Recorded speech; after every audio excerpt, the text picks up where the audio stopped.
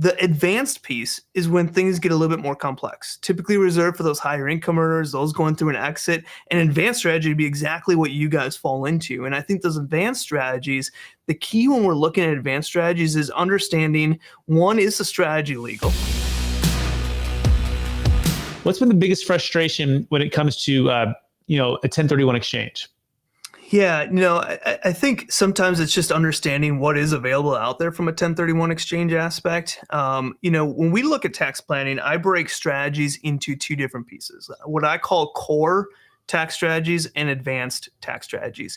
And core tax strategies are strategies that are available to anyone, easy to understand, easy to implement, most of the times can be implemented by themselves as long as they get a core understanding of what's available. So these core strategies are things that I think everybody should be implementing. The advanced piece is when things get a little bit more complex, typically reserved for those higher income earners, those going through an exit. An advanced strategy would be exactly what you guys fall into. And I think those advanced strategies, the key when we're looking at advanced strategies is understanding, one, is the strategy legal? Obviously, that's the first hoop you have to jump through.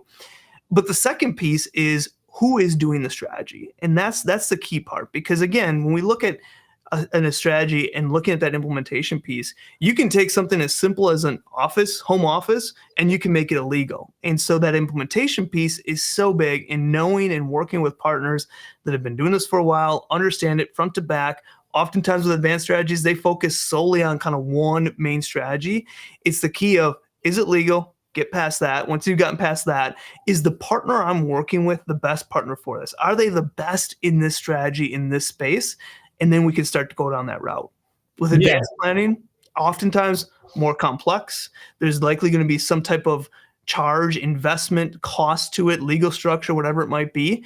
And sometimes bring it with it some risk. And that's why that partner piece is so important to help minimize that risk piece. Yep, I just couldn't agree with you more. And by the way, if you want to learn more about the Deferred Sales Trust and the track record and our team, you can go to capitalgainstaxsolutions.com. We recently did a cryptocurrency exit. This is before the crash of crypto. Bitcoin at 54,000 a coin. We helped the client exit 5 million into the Deferred Sales Trust, and then it crashed down to about 15,000 a coin. Now, as of today, Mike, we're over $60,000 a coin, right? And so we're looking at using the strategy again for multiple exits. He actually bought Bitcoin for 50,000, went to 50 million, had never sold the coin until she found us, because part of it, because of the capital gains tax, but also the team to implement the plan of investing afterwards, which into businesses or real estate.